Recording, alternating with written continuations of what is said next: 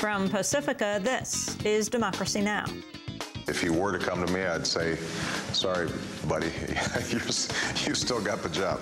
President Obama stands by his man, Timothy Geithner, in his TV interviews. Today, Geithner unveils the administration's plan to buy up to $1 trillion in so-called toxic assets from banks. We'll speak with Nobel Prize-winning economist Paul Krugman. He says the zombie ideas have won. Then major protests at the World Water Forum in Istanbul. This is the corporate trade show where decisions are made about who gets water and who doesn't get water. Strategies are developed here, and it's basically a big business corporate cheerleading session that sets the agenda for the world.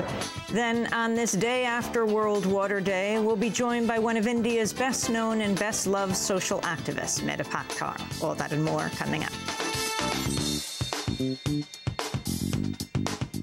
Welcome to Democracy Now!, democracynow.org, The War and Peace Report. I'm Amy Goodman. The Guardian of London reports the Obama administration and European allies are preparing to plant a high-profile figure in the heart of the Afghan government in a direct challenge to Hamid Karzai, the president of Afghanistan. The U.S. is considering creating a new chief executive or prime ministerial position in an attempt to bypass Karzai, who's fallen out of favor in Washington. In a further dilution of Karzai's power, the U.S. is proposing to divert money from the Kabul government to the provinces. Last week, Karzai accused an unnamed foreign government of trying to weaken the central government in Kabul. Karzai said, quote, "That's not their job. Afghanistan will never be a puppet state." On Sunday, President Barack Obama appeared on 60 Minutes and discussed the situation in Afghanistan. We can't lose sight of what our central mission is, the same mission that we had when we went in after 9/11. And that is, these folks can project violence against United States citizens, and that is something that we cannot tolerate. But what we can't do is think that just a military approach in Afghanistan is going to be able to solve our problems. So what we're looking for is a comprehensive strategy, and there's got to be an exit strategy. There's got to be a sense that this is not perpetual drift. Last month, President Obama ordered 17,000 more U.S. troops to fight in Afghanistan. Meanwhile, U.S. Special Forces are being accused of killing 5 Afghan civilians inside the home of a local mayor. The U.S. disputes the report and says the dead were all militants. During the same interview on 60 Minutes, President Obama was asked about former Vice President Dick Cheney's comment that the new administration's counterterrorism policies are making the U.S. more vulnerable to attack. I think he is, that attitude, that philosophy has done incredible damage to our image and position in the world. I mean, the fact of the matter is, after all these years, how many convictions actually came out of Guantanamo? How many terrorists have actually been brought to justice under the philosophy that is being promoted by Vice President Cheney? It hasn't made us safer. What it has been is a great advertisement for anti-American sentiment, which means that there is constant, effective recruitment of Arab fighters and Muslim fighters against U.S. interests all around the world. That's President Obama on 60 Minutes Sunday night. Treasury Secretary Timothy Geithner is preparing to unveil a plan today to purchase as much as $1 trillion in troubled mortgages and other assets from banks. The government's reaching out to hedge funds, private equity firms, and sovereign wealth funds to help buy the toxic assets. The Obama administration's described the plan as a public-private partnership, but most of the actual money will be put up by the government. The New York Times reports the government will offer low-interest loans to coax investors to form partnerships with the government to buy toxic assets from banks. If the assets go up in value, the hedge funds stand to benefit greatly. But if the assets fall, taxpayers bear most of the risk. We'll have more on the plan after headlines with Nobel-winning economist Paul Krugman.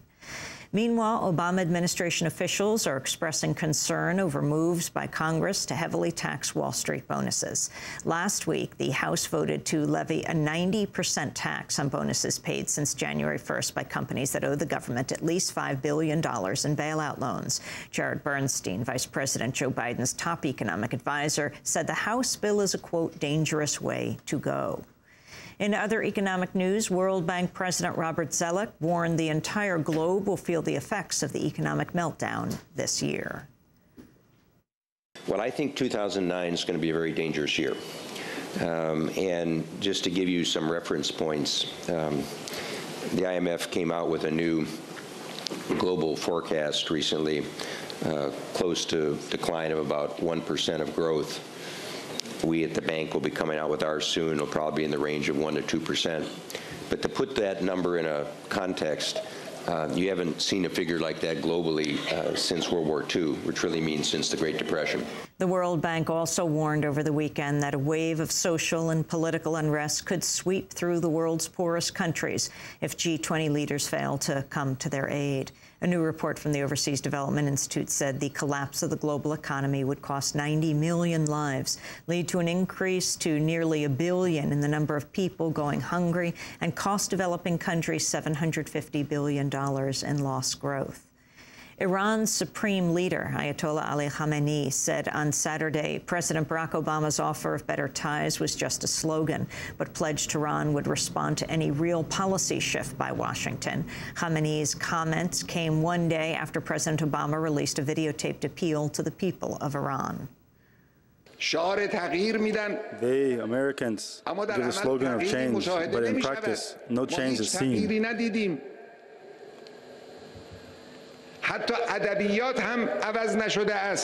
We haven't seen any change. Even their literature has not changed. Since the first moment the United States president officially took office and delivered speech, he insulted Iran and the Islamic Republic of Iran's government.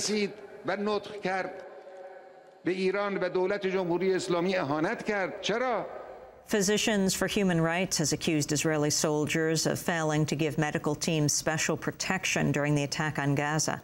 16 Palestinian medical personnel were killed by Israeli fire. Another 25 were wounded. Israel attacked 34 medical facilities, including 8 hospitals. Documents have also been found that suggest Israeli troops were given orders to shoot at rescue teams during the war. One document found in a Palestinian home taken over by the Israeli military read, quote, "Rules of engagement, open fire also upon rescue." The note was handwritten in Hebrew. Meanwhile, the McClatchy newspapers report rabbis affiliated with the Israeli army urged troops heading into Gaza to reclaim what they said was God-given land and to, quote, "get rid of the Gentiles." This according to the testimony of a soldier who fought in Gaza. The soldier said the message from the rabbis effectively turned the 22-day Israeli attack into a religious war. A prominent right-wing Israeli activist has publicly called for the assassination of Palestinian President Mahmoud Abbas. Naja Matar of the group Women in Green made the call last week during a speech in New York organized by Americans for a Safe Israel. And Churchill understood that in order to bring peace to Europe, one has to first destroy the Nazi beast. Today we must destroy all the terrorist organizations. We must kill all the terrorist leaders, starting with Mahmoud Abbas and all others. Naja Matar was speaking at the Safar Synagogue in New York. The synagogue's rabbi, Eli Abadi, condemned Matar's remarks, saying he was, quote, horrified at such hateful statements. The Canadian government has barred British anti-war lawmaker George Galloway entry into the country on the grounds that he's a threat to national security. Galloway was scheduled to start a 4-city speaking tour in Canada next week. Galloway has been a vocal critic of the U.S. wars in Iraq and Afghanistan, as well as the Israeli government. Canadian officials accuse Galloway of giving financial support to Hamas and offering sympathy to the Taliban. The private military firm formerly known as Blackwater is facing another lawsuit over its work in Iraq.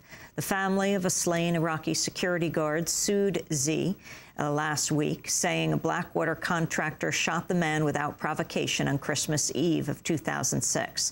At the time of the shooting, the Iraqi guard was on duty protecting Iraqi Vice President Abdul Mahdi.